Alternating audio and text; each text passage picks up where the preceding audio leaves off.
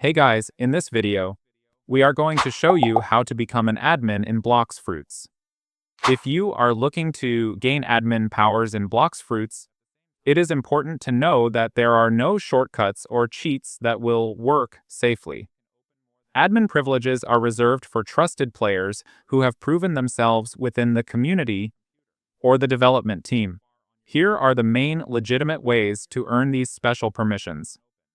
There are three main ways to get admin powers in Blox Fruits. The first way is by becoming a well-known Blox Fruits content creator. Usually, creators with around 500,000 subscribers or more get noticed by the team and may receive special privileges. The second way is to actually join the Blox Fruits team as a developer or an official staff member. Once you are part of the team, you can request admin permissions to be added to your account.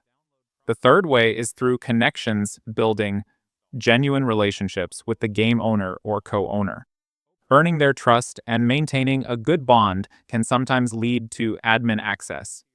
So instead of spamming the team with messages asking for admin powers, focus on growing and building trust within the Blox Fruits community. Thank you guys so much for watching.